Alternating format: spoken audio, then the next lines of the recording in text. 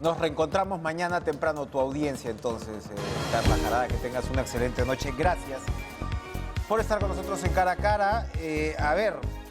Como les hemos explicado hoy en el noticiero, con unos cuadros que son alentadores en medio de todo, estamos a 1% de inmunizar con 2 dosis a la mitad de la población objetivo. Incluso se ha iniciado la aplicación de la tercera dosis. Y esto, bueno, si bien no suena importante, claro, de todas maneras estamos hablando de la mitad de la población objetivo. Y esto, sin embargo, a pesar de lo que falta por avanzar, hasta ahora lo que estamos observando es que la temida tercera ola no llega, o al menos no llega con la fuerza, como digo, que se temía. Lo que se señala es que se vienen semanas claves para poder controlar la pandemia. ¿Qué significa esto? Vamos a conversar con Arturo Granados, vocero de Propuesta País, coordinador del seguimiento a la vacunación contra el COVID-19 y por supuesto es vocero del Ministerio de Salud, con quien recordábamos hemos conversado varias veces. ¿Qué tal, Arturo? ¿Cómo está? Gracias por estar con nosotros, un gusto recibirlo presencialmente, como se dice ahora, en la etiqueta de la pandemia. ¿Qué tal? Muchas gracias por la invitación, Enrique, un gusto estar en el programa desde la plataforma Propuesta País, en alianza con la Comisión de Salud y Población del Congreso de la República y con el auspicio de la Fundación Naumann. Hemos desarrollado una agenda para el seguimiento del proceso de vacunación. Y en este espacio, con los especialistas, con congresistas, con expertos del sector público y privado, hemos analizado cómo va el proceso de vacunación. El proceso de vacunación va bien, puede ir mejor. De hecho, probablemente mañana amanezcamos con el dato de que efectivamente el 50% de la población objetivo ya tiene las 2 dosis. Y eso es una gran noticia, pero es insuficiente para frenar la tercera ola. La tercera ola está, uno no sabe cuándo va a llegar, pero hay una ventana temporal de oportunidad que debemos aprovechar. ¿No es lo que ¿Por qué hay esa ventana? Explícanos, porque es bien interesante y como hemos aprendido permanentemente de las experiencias de otros países, ¿no?, que han tenido esa tercera ola, incluso con avances de vacunación más significativos, me parece, hasta que ¿no?, que el del 50%. ¿Cuál es esa ventana? A ver, ¿Cómo la aprovechamos? Claro. ¿No? Primero, para los televidentes entender el concepto, normalmente entre 2 crestas de la pandemia, 2 olas pandémicas, hay una bajada y hay una meseta. Hay una meseta. Esa meseta puede durar 5 semanas, 6 semanas, 7 semanas, es variable. Desde que acabó la tercera ola, la segunda ola. Digamos, hace 12 semanas, el pico más bajo entre la primera y la segunda, no se ha vuelto a repetir hasta ahora. 12 semanas estamos muy por debajo de lo que fue el punto medio entre las 2 primeras olas. Y durante 9 semanas siguen cayendo los casos. Eso quiere decir que tenemos un tiempo todavía, que no sabemos cuánto durará, pero debemos aprovechar para darle un golpe a la tercera ola y neutralizarla. Cada día cuenta. Entonces, ¿qué hay que hacer, no? El análisis que hemos hecho y que lo aportó un epidemiólogo, que es Ernesto Gosser, de la Universidad Cayetano Heredia, en ese espacio de la agenda de seguimiento, él mostraba unos datos bien importantes, que son datos públicos, los tiene el Ministerio de Salud también, y mostraba cómo en 135 distritos de 31 provincias del país se ha concentrado el 80% de muertes entre la primera y la segunda ola. Eso quiere decir que la tercera ola va a aparecer en esas localidades. O sea, esa es la predicción. ¿Y son localidades que están concentradas, juntas o están repartidas más o menos a lo largo del territorio? Digamos, la constante es que son grandes ciudades. El Ministerio tiene una clasificación de gran metrópoli, que es Lima y Callao, metrópolis regionales, que son ciudades de 250.000 habitantes para adelante, después ciudades intermedias. En 31 de esas provincias, en 135 distritos, va a aparecer la tercera ola. Entonces, lo que hay que hacer es, para darle un golpe y frenar la tercera ola, que sería un hecho histórico en el Perú, deberíamos ir con todo en la vacunación desde los 12 años para adelante. Y eso implica un esfuerzo enorme del sector, pero es posible de hacer. Hoy tenemos las dosis para hacerlo. Ese siempre ha sido un enfoque del Ministerio de Salud, porque ha tenido claridad sobre los conglomerados urbanos y los ha clasificado. Pero en el primer semestre no habían dosis suficientes para hacer esa acometida. Ahora sí las tiene. Hoy lo tenemos. Entre agosto y septiembre, Enrique, hemos recibido más de 17 millones de dosis. Y en los 6 primeros meses, o sea, hasta julio, recibimos 15 y pico. Y hoy se ha anunciado que por COVAX Facility va a recibir más de 3 millones de dosis de Pfizer. Exactamente. Hoy en el Perú se han distribuido como 37 millones de dosis y hemos aplicado 31 millones. O sea, hay como 6 millones de dosis que todavía están entre los viajes, el almacén y los puntos de vacunación y una penumbra del registro, pero estaremos hablando de 5 millones. El Ministerio de Salud ha ido bajando la edad efectivamente con cierta agilidad, ¿no? Y sabemos que por supuesto se van quedando rezagados en cada grupo de edad. ¿Qué es lo que habría que hacer para redoblar eso? O sea, es decir, ¿podríamos comenzar más rápido de lo que se espera esa vacunación a los chicos de 12 para adelante? Sí, o sea, las coberturas en las ciudades más grandes, que son estas, la gran metrópoli regional y ciudades intermedias, para los grupos de mayor edad son sustantivas. En Lima y Callao, más del 85% de los 50 para arriba ya están con 2 dosis. Ajá. Y en las metrópolis regionales están como el 80% de los de 50 para arriba. El escepticismo con las vacunas ha cedido, ha sido menor del que hubiéramos podido creer. Lo que quiero decir es que tenemos una cobertura interesante, entonces, pero no es suficiente para frenar la transmisión. Ajá. Y la transmisión va a ir de las ciudades al campo. Entonces, lo que necesitamos es vacunar a la mayor cantidad posible y lograr el objetivo de vacunar por lo menos el 85% de la población a partir de los 12 años. Eso implica abrir los centros de vacunación y todas las modalidades que está implementando hoy el Ministerio de Salud, sin discriminar la edad, porque ya deberíamos abrir las puertas y adecuarnos a la demanda, incentivar la demanda y hacer de ese proceso de masivo, intensivo de vacunación de puertas abiertas una fiesta nacional. Estamos hablando básicamente de una vacunación de 12 años para adelante. Exactamente. O sea, todos los que... Sin discriminación y superando el corset de la programación, porque no tenemos restricción de dosis.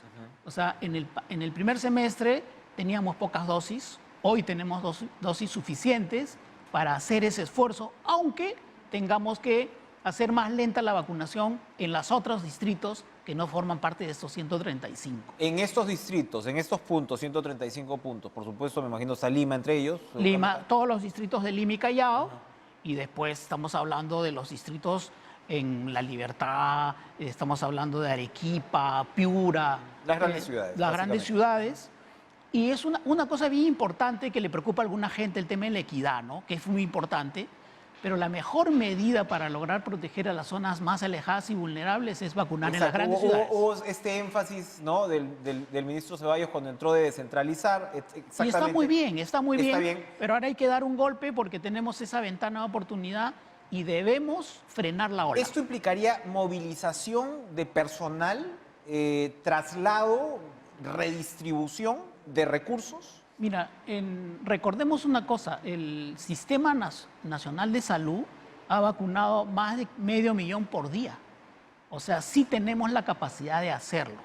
Obviamente eso implicaría un esfuerzo en estas 31 provincias, en estos 135 distritos, una movilización mayor, intensificar la dotación de recursos humanos, extender los horarios y seguir con todas las modalidades que se están implementando en los paraderos, en los centros incluso en centros de salud, pero tener una política de puertas abiertas para vacunar a todos los que vengan que están en el rango de edad a partir de los 12 años. Y eso nos podría asegurar, si el ministerio se traza metas específicas y hace una programación adecuada, podríamos lograr un hecho histórico en el mundo, podríamos frenar una ola. Eso sería un acontecimiento enorme y nos llevaría a un siguiente paso, que es ir retomando la nueva normalidad, siempre con mascarillas, con distanciamiento social, con lavado de manos y discutiendo y buscando las evidencias para revacunación. Me hablaba de que han tenido intercambios en el Congreso. ¿Han tenido algún tipo de feedback con el Ejecutivo? ¿Han podido comunicar estas propuestas de manera oficial? A ver, hemos tenido un proceso de trabajo que ha durado como un mes, para definir las áreas, para mirar el proceso de vacunación. Han participado funcionarios del Ministerio de Salud, el viceministro Rosell, que es quien conduce el proceso de vacunación y hace un gran trabajo. los congresistas, asesores y expertos, y hemos arribado a una agenda que va desde la evaluación de la seguridad de las vacunas, porque van a seguir llegando vacunas de nueva generación y el país tiene que prepararse para evaluarlas, el seguimiento a la seguridad de las vacunas para controlar los efectos adversos, eso es un tema muy sensible, también el tema de las coberturas de lo que estamos hablando ahora, y la gestión de los escepticismos, que es un elemento que tú mencionabas, es mucho más baja de lo que nos imaginamos la resistencia a la vacunación en el COVID en el Perú. En febrero un estudio de apoyo indicaba que 35% no estaría dispuesto a vacunarse y en septiembre es 8%. 8%. Ahora, en ese porcentaje de la población circula un montón. Bueno, ahora mismo con AstraZeneca, ¿no? se está moviendo cierta incertidumbre, pero se habla incluso de que las vacunas de las nuevas tecnologías no se sabe. No hablo de las tradicionales como Sinopharm, pero las nuevas tecnologías tipo Pfizer, etcétera, Moderna, no se sabe qué efectos podrían tener, ¿no? En quienes vayan a tener hijos después. O sea, circulan mil informaciones por redes sociales. O sea, todavía hay un trabajo que hacer ahí. Hay un trabajo que hacer. Mira, 8% no está dispuesto a vacunarse, es un rango muy bajo para los estándares internacionales, eso es una buena cosa para el Perú. Pero hay un 4% de personas que se han vacunado con primera dosis que dicen que no se pondrían la segunda. Suficiente, dice. Si tú dices 4% más 8, tienes 12. Si todo proceso humano es imperfecto y por lo tanto hay debilidades del proceso de vacunación, podríamos poner en peligro la inmunidad de rebaño. Entonces, por lo tanto, hay que acometer el problema, pero hay que tratar de entender las causas que están detrás. Hay que investigar un poco para entender por qué alguna gente dice que no se pondría la segunda dosis.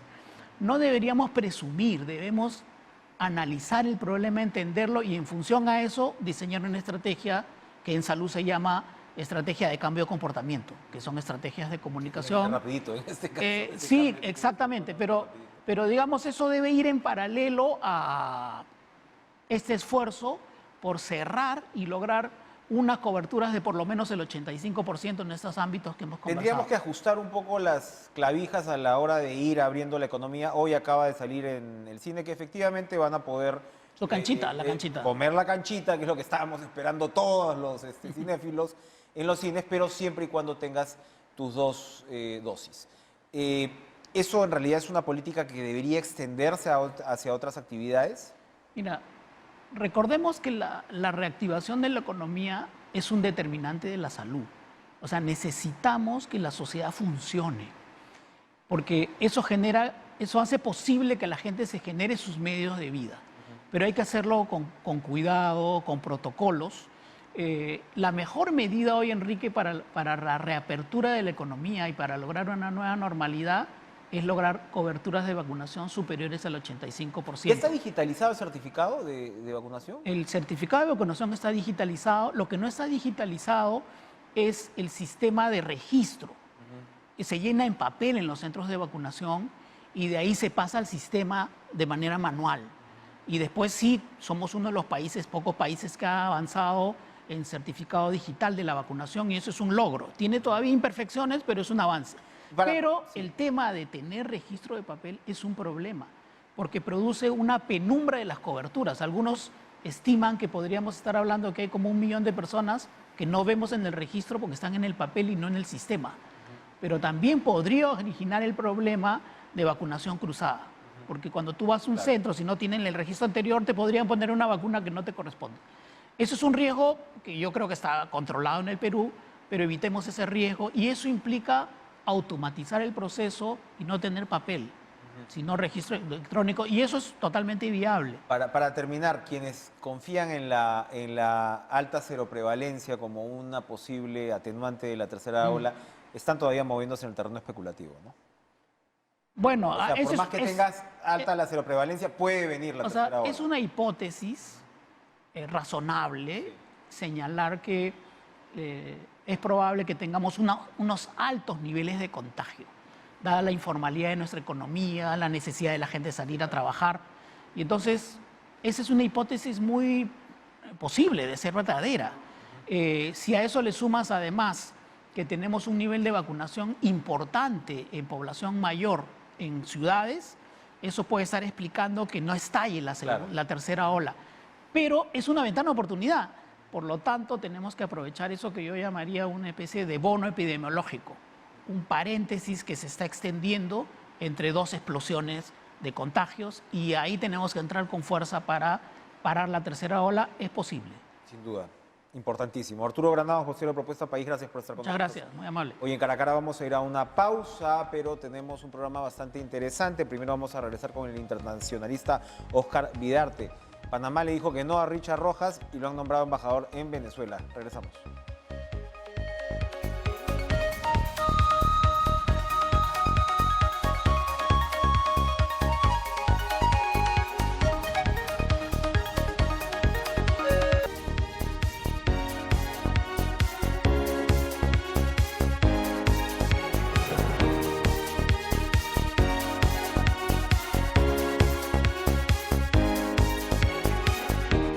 La primera ministra Mirta Vázquez había anunciado en este programa que se iba a dedicar a conversar con las bancadas con miras a la sesión en la cual pedirá el voto de confianza, que por cierto se definirá seguramente la fecha el lunes en su reunión con la presidenta del Congreso. Ya hay un cronograma, a ver si lo tenemos en pantalla, de las reuniones con los partidos. Perú Libre comienza el lunes 18, ese mismo día está Alianza para el Progreso, Acción Popular, Partido Morado, Somos Perú el martes, Fuerza Popular también el martes, Podemos Perú también el martes, todos estos el martes. Juntos por el Perú va a ser una agenda nutrida, la del martes 19, y Avanza País y Renovación Popular el miércoles 20 de octubre. Esta será la ronda de diálogo de la primera ministra Mirta Vázquez. Importante, interesante además que se anuncie por anticipado y en detalle. Lo que también se anunció es que Richard Rojas, el secretario general de Perú Libre, involucrado pues en el caso de los dinámicos del centro, que había sido rechazado,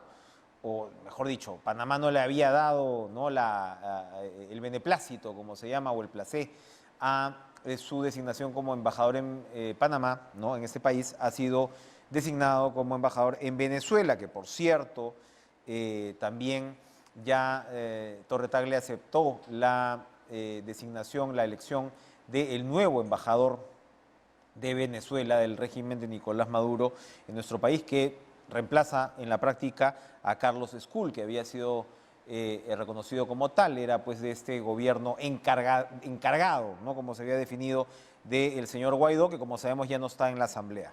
Así están las cosas y conversamos de este tema rápidamente con el internacionalista Oscar Vidarte, a quien le damos la bienvenida. ¿Qué tal, Oscar? Buenas noches.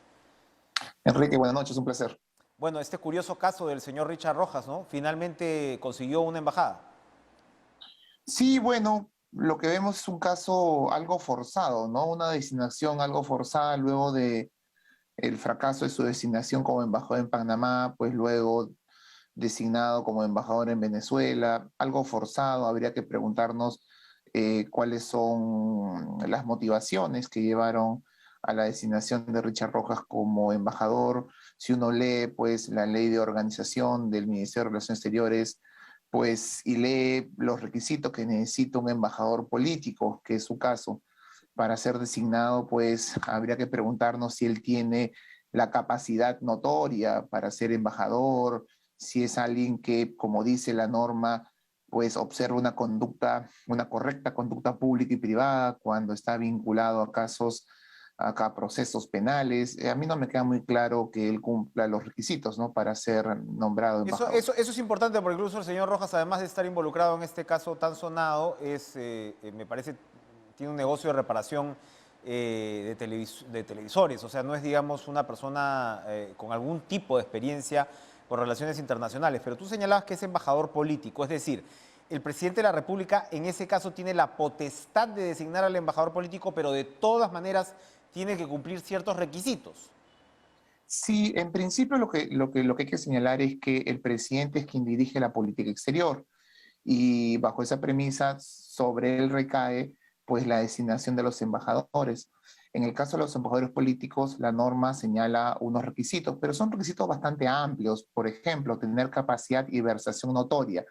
Eso es tan amplio, ¿no? Observar una correcta conducta. Estamos hablando de requisitos muy amplios y que en la práctica ha generado en el pasado y en el presente una serie de problemas. Recordemos que durante el gobierno de Ollanta Humala también hubo una serie de problemas vinculados a este tema, nombramientos que muchos cuestionaron. En el caso de Vizcarra también sucedió con el ex primer ministro o el ex premier, pues ahora también sucede en el caso de Richard Rojas. Yo creo que cada uno con sus diferencias, pues plantean un debate en torno a que el nombramiento de embajadores políticos debería ser algo un poquito más regulado, ¿no? Yo creo que es necesario que haya embajadores políticos, yo creo que un presidente y un gobierno debe tener la potestad de nombrar algunos embajadores políticos que puede considerar claves para los intereses del gobierno. Me parece eso válido, existe en todas partes del mundo, pero también debería estar un poco más regulado para que no, que para que cada 5 años no caigamos nuevamente en este tipo de problemas y cuestionamientos. Ahora, esto también refleja, Oscar, algo que va más allá, porque yo estoy seguro que el canciller Oscar Maurtua no debe estar contento con esta designación, ¿no? O sea, no va a salir a decirlo, pero es evidente, ¿no? Conociendo el papel que está cumpliendo Maurtua de alguna manera, descentrar. Muy interesante ha sido lo de OCDE, ¿no? Esta carta en la cual el presidente ratifica la intención del Perú de integrar la OCDE, porque siempre todos estos mecanismos internacionales, por más remotos que estén, de todas maneras te van encuadrando, ¿no? Te van, digamos, ubicando en parámetros democráticos, etcétera, institucionales. Pero esto, más allá del tema de los requisitos, parece expresar como cierta segmentación, ¿no? O sea, que Perú Libre de todas maneras reclama este lugar en el gobierno, y probablemente esto quiera decir que esta suerte de gesto, ¿no? De decir que van a votar en contra del gabinete, etcétera, pues no va a llegar a una ruptura del todo, al menos por el momento. Ahora, a esas alturas del partido, no estoy tan seguro que sea Perú Libre, porque recordemos que Richard Rojas jugó un papel fundamental en la campaña, así Ajá. que no necesariamente tiene que ser o reflejar algún tipo de vínculo que todavía pretende el presidente mantener con Perú Libre. Puede ser, pues, algo propio del presidente, es decir, Ya, un un gesto. agradecimiento Ajá. a la labor que Richard Rojas realizó desde su punto de vista durante la campaña. Estamos especulando, pero yo creo que no necesariamente tiene que estar vinculado esto a este vínculo que el presidente trata de mantener con Perú Libre. Ahora, como tú bien señalas, yo también creo que esto no ha venido desde Cancillería, ¿no? Aunque también hay que reconocer que el trabajo de Cancillería, pues, lo estamos viendo, pues si uno ve el plan de gobierno y el discurso de Perú Libre, pues hasta la campaña OCDE no aparecía en ninguna parte de dicha narrativa. En cambio ahora pues vemos a un presidente que ha expresado a través de una carta su compromiso con la OCDE, lo cual es reflejo creo que del papel que Cancillería viene realizando en la actualidad. Sin duda. Y bueno, y el otro tema es que, claro, se ha aceptado al embajador designado por el régimen de Maduro, y esto obviamente, bueno, yo no sé si Carlos Escul seguía teniendo una representación formal, porque me imagino que desde enero, cuando Guaidó ya deja de ser presidente, pues en ese momento el Grupo de Lima dijo hasta aquí nomás, y en la práctica ya no se reconocía pues a Guaidó como presidente encargado. Pero ¿esto qué significa? Esta aceptación de este embajador, porque se pudo mantener la relación a nivel consular, ¿no? Bueno, en primer lugar, lo que tú señalas, que ya no estamos hablando de una relación a nivel consular, estamos hablando de una relación a nivel de embajadas, de una relación diplomática, eh, pero definitivamente esto significa, de mi punto de vista, un reconocimiento del gobierno de Nicolás Maduro, ¿no? Si el debate así en los últimos 2 meses, reconocemos o no al gobierno de Nicolás Maduro, bueno, el 28 de julio recibimos a su canciller, el presidente Castillo se reunió con el presidente Maduro en México y acordaron pues negociar temas de migratorios y de comercio entre ambos países, y ahora vamos a reconocer o vamos a recibir al embajador, pues, que es el representante del gobierno venezolano, ¿no? Y que viene con dichas credenciales. Así que, aunque formalmente no lo digamos o explícitamente no lo hagamos, estamos reconociendo ya al gobierno de Nicolás Maduro, con lo cual pues ya no creo que Cancillería pueda mantener el discurso que hasta hace unas semanas mantenía, ¿no? Que nosotros no reconocemos ninguna autoridad legítima en Venezuela desde el 5 de enero. Es evidente que lo estamos haciendo en la práctica. Esto es, efectivamente, esto en la práctica, como señalas, eh, le quita el piso a lo que dijo el canciller Luis Enrique Chávez hace algunas semanas, y que precisamente generó pues una controversia con miembros de Perú Libre. Gracias, Óscar Vidarte. por acompañarnos esta noche. Vamos a hablar de economía. Vamos a hablar de economía porque no solamente el dólar ha seguido bajando poquito a poco, el Perú ha tenido una exitosa emisión de bonos. Hoy hubo un pequeño descenso, ¿no?, en la calificación crediticia por el lado de Fitch Rating, de BBB Plus a BBB, así nomás, flat. Pero bueno, el gobierno ha respondido que el Perú sigue siendo el segundo país, ¿no?, con mejor calificación crediticia. Estamos mejor, evidentemente, de lo que podíamos estar en esa materia hace algunos días. Pero ¿qué queda? ¿Qué queda por delante? Vamos a conversarlo con Luis Alberto Arias, economista, ex vicepresidente del BCR, ex jefe de la SUNAT, ex viceministro de Hacienda. ¿Cómo está usted, Luis Alberto? Buenas noches, gracias por estar con nosotros. Sí, muy buenas noches, señor Chávez. Buenas noches. Cuéntenos, por favor, ¿cómo observa el panorama económico del Perú en este momento, luego del cambio de gabinete? Hoy leía, de hecho, que las acciones de las mineras en la bolsa se habían incrementado en promedio en un poquito más del 6%, con algunas incluso bastante más. O sea, ese, no sé si llamarlo shock de confianza, es mucho decir, pero el cambio se ha sentido. ¿Podría mejorar más la situación? ¿Qué habría que hacer en todo caso? Bueno, la economía peruana se está recuperando, de eso no hay ninguna duda, pero se está recuperando respecto a una situación que fue la situación de pandemia, en donde caímos en un pozo profundo de unos 40 metros de profundidad, es decir, un 40%. Pero luego hay un consenso entre los analistas de que salimos rápidamente de ese pozo profundo, estamos casi a los niveles prepandemia. Ahora, cuando el nuevo gobierno asume, evidentemente hay una incertidumbre mayor, ¿no? Las tensiones políticas que ya venían desde el gobierno anterior se acentúan también. Pero por otro lado hay factores positivos que hay que tener en cuenta. Uno es el factor externo. La situación internacional es enormemente favorable a nuestro país en este momento. El precio del cobre hoy día cerrado en $4.70, es un nivel histórico no visto antes. Y por otro lado, el hecho de que el proceso de vacunación haya avanzado de manera satisfactoria también significa una reactivación económica interna. Entonces tenemos por un lado estos factores positivos, pero por otro lado tenemos esta desconfianza que aún persiste, el tema de la Asamblea Constituyente, el tema de las tensiones políticas con el Congreso.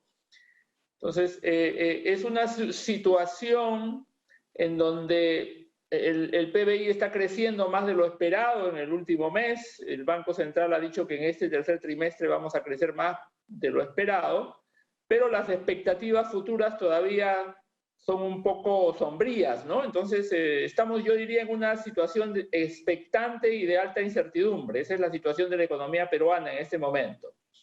¿Cómo calificaría esta colocación de bonos en ese contexto?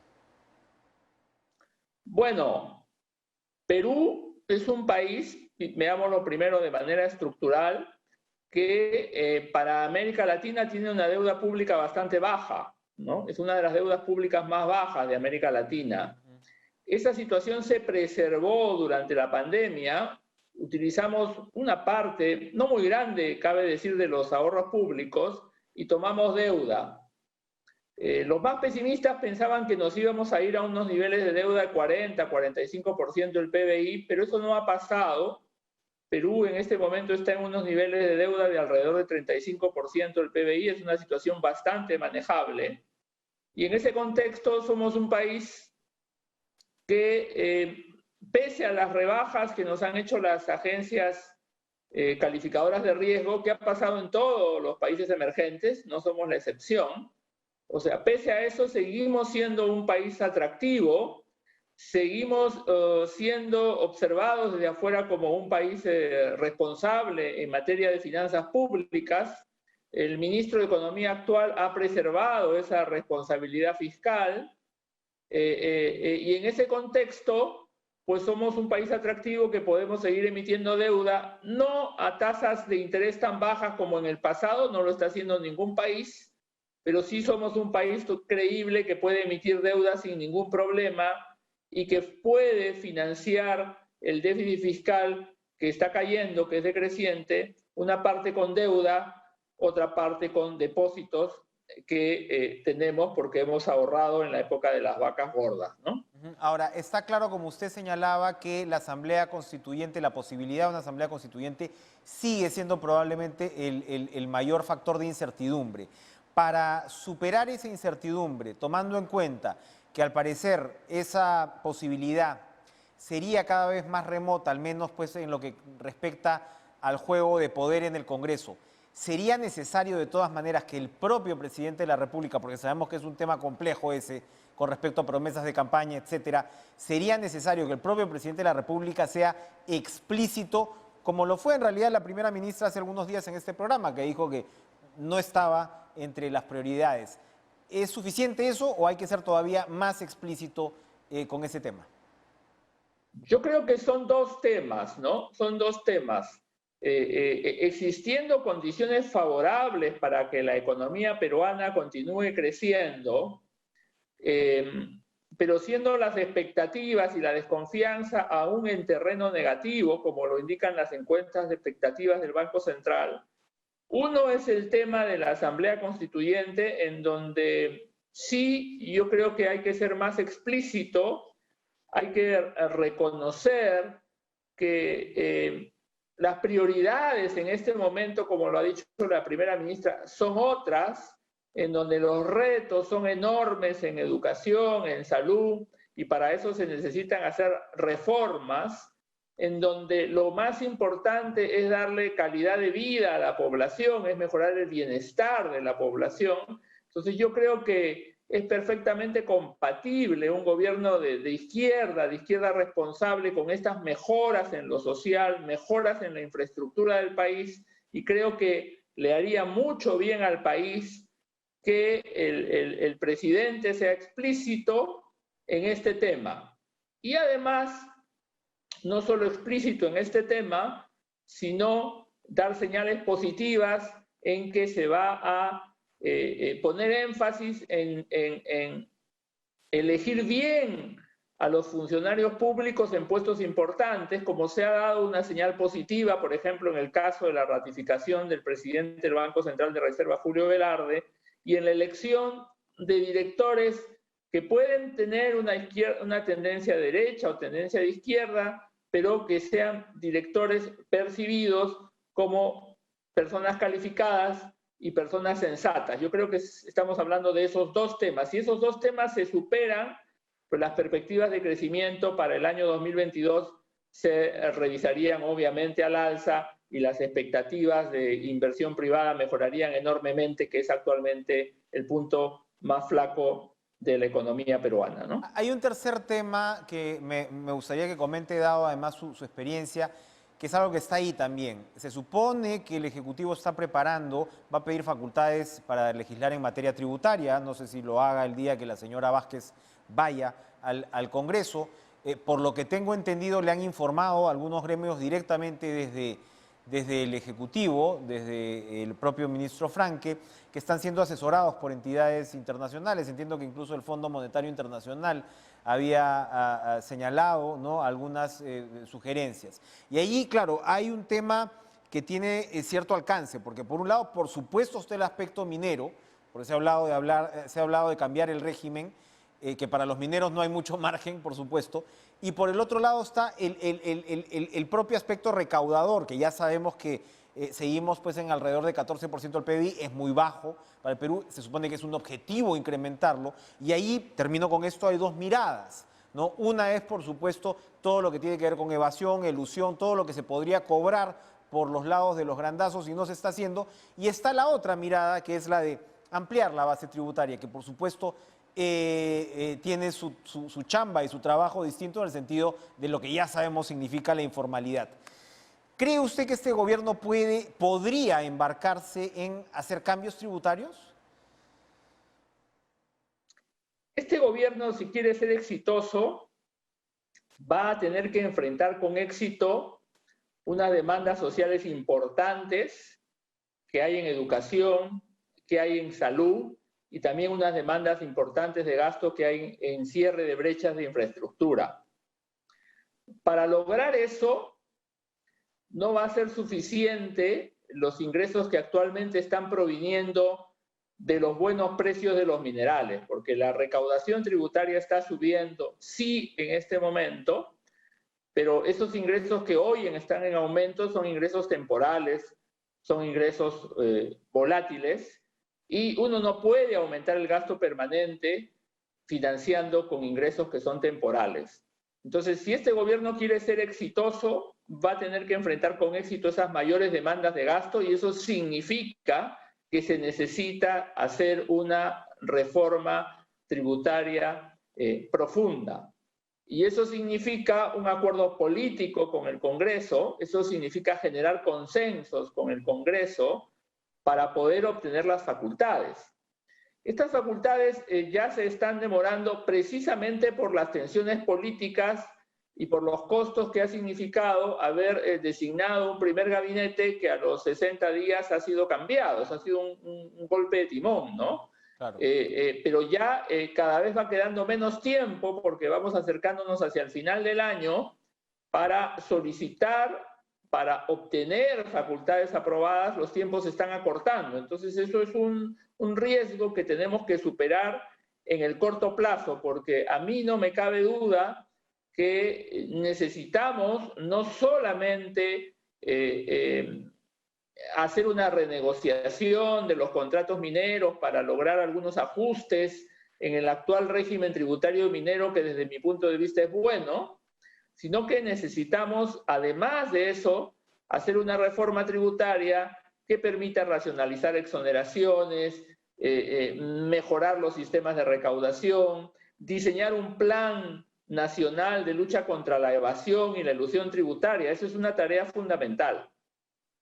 Perfecto. Bueno, vamos a estar entonces pendientes de lo que pase con ello, porque sin duda es un tema, como usted señala, neurálgico para el Perú en los próximos años. Luis Alberto Arias, muchas gracias por acompañarnos esta noche. Cómo no, buenas noches. Vamos a ir a una pausa, pero a ver, vamos a ir cambiando de tema, un tema importantísimo. Este domingo se celebra el Día de las Áreas Naturales Protegidas. Ahora que estamos hablando de qué está pasando pues, con las hectáreas de hoja de coca, qué va a pasar con ello, cómo debemos proteger nuestras áreas naturales protegidas, valga la redundancia. Son paraísos realmente que hay que cuidar. A la vuelta de la esquina de la COP26, la conferencia contra el cambio climático más importante del mundo, y donde por supuesto el Perú y su región amazónica tienen un papel preponderante. Vamos a hablar con Luis Espinel, vicepresidente Conservation International Perú.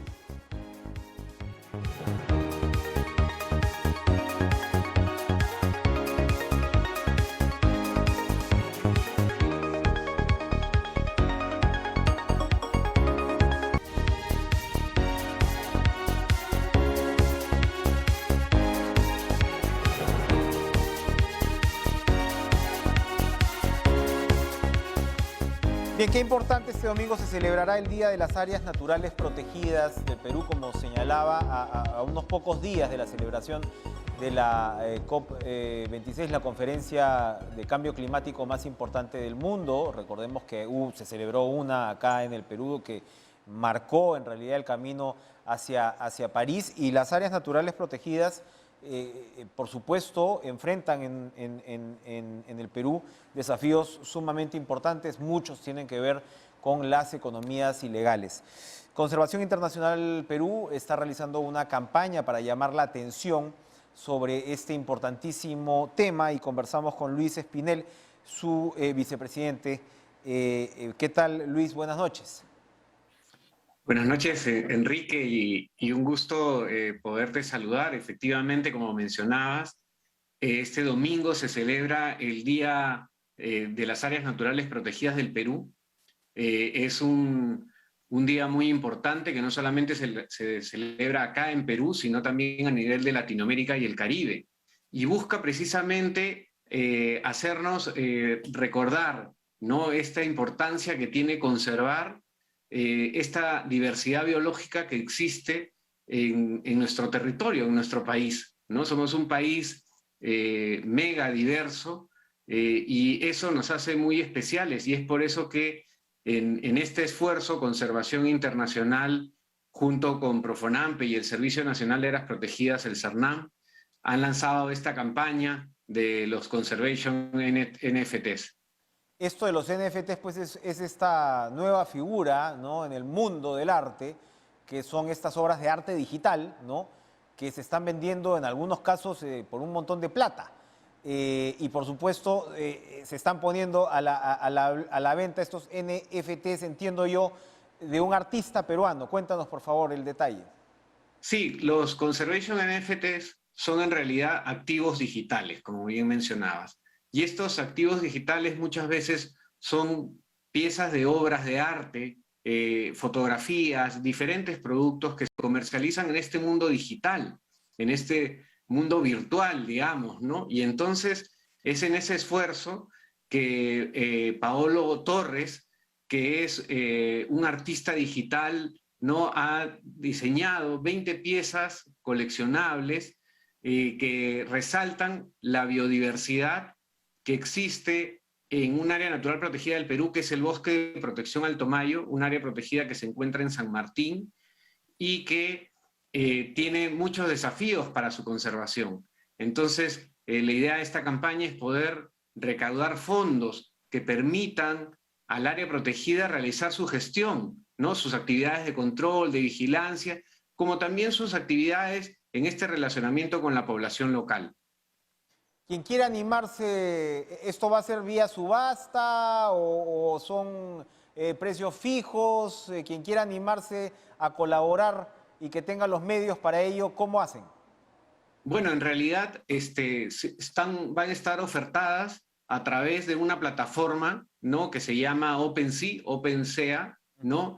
Y en esta plataforma uno ingresa y selecciona la pieza digital que uno desea, ¿no?, que es una obra de arte en base a la biodiversidad de especies de aves, de especies de orquídeas que existen en este Bosque de Protección Alto Mayo, y uno compra directamente ahí, ¿no? Ahora, hay un tema con criptomonedas, ¿no?, que es interesante también. Correcto, exactamente, y eso es sumamente importante. Lo que sucede es que en este mundo digital, ¿no?, el medio para hacer las compras son las criptomonedas. Entonces uno, a través de las criptomonedas, que es el dinero digital, uno hace la compra en OpenSea, ¿no? Y entonces ahí uno puede, luego de que hace la compra, uno le va a llegar, va a descargar esta pieza de obra de arte que estamos ofreciendo a través de este artista Paolo Torres, que él es el que las ha diseñado. Y las tenemos en pantalla y efectivamente están muy, muy hermosas. Ahora, reiterabas que de todas maneras un área como Alto Mayo es vulnerable, y es por supuesto una vulnerabilidad que lamentablemente muchas áreas naturales protegidas en nuestro país enfrentan. En el caso de Alto Mayo, ¿qué vulnerabilidades estamos hablando puntualmente? Bueno, el Bosque de Protección Alto Mayo ha sido un área protegida que en el año 2008 era una de las áreas protegidas con la más alta tasa de deforestación del Perú. Era un área protegida muy amenazada porque tiene población viviendo dentro, entonces había comercio ilegal de tierras en el área protegida, y esto hacía que hubiera deforestación por las personas que llegaban a hacer agricultura.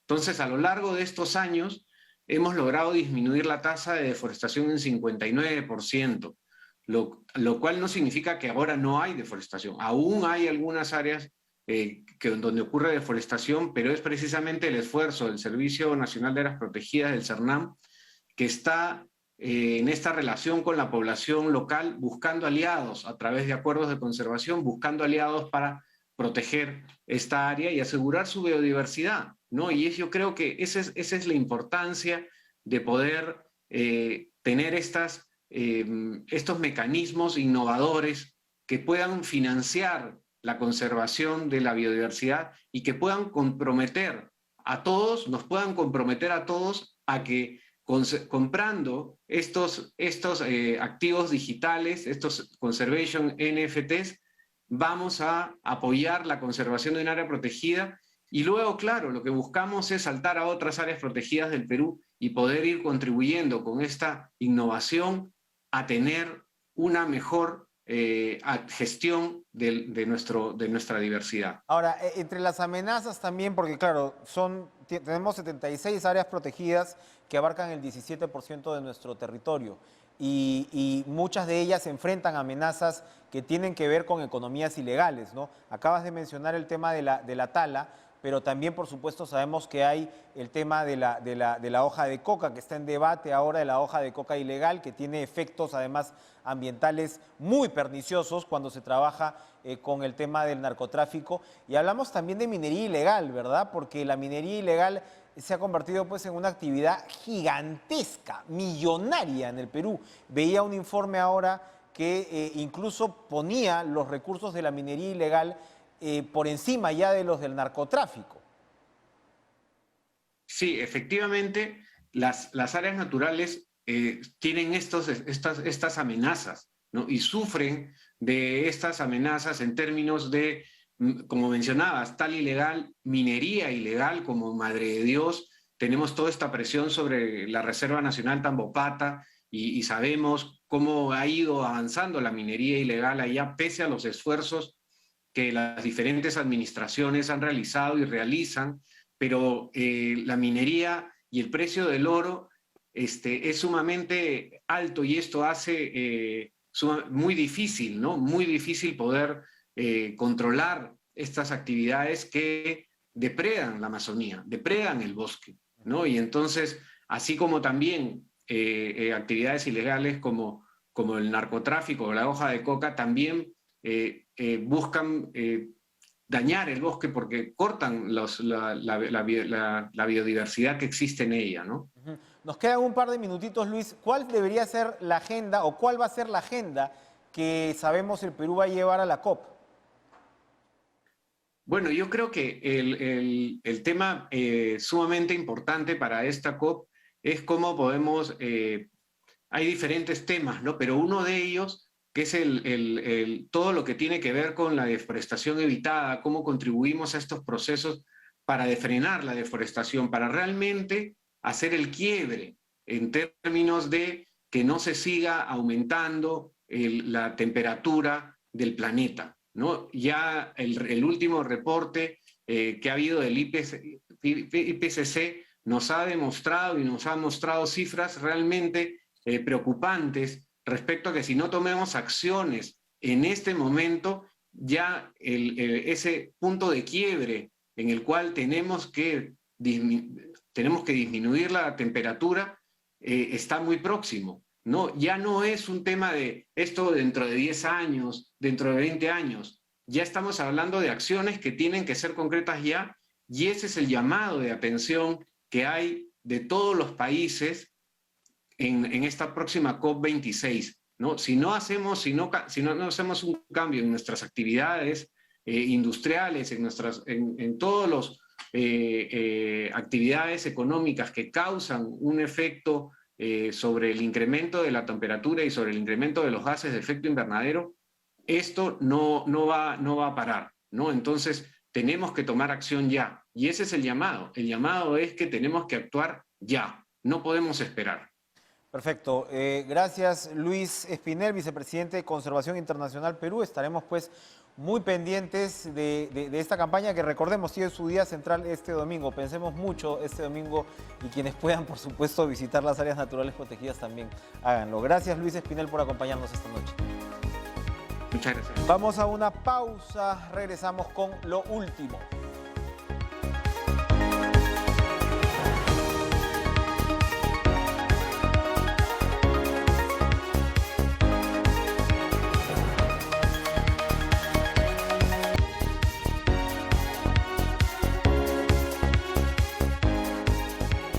Bien, nos despedimos con esta información. Tuvimos una interesante conversación al principio de este programa donde Arturo Granados de Propuesta País lo que plantea es que la vacunación se abra sobre todo en los puntos de riesgo, donde puede aparecer una tercera ola. Se abra, es decir, a vacunar ya sin distinción de 12 años para adelante. Estamos hablando sobre todo de las grandes ciudades.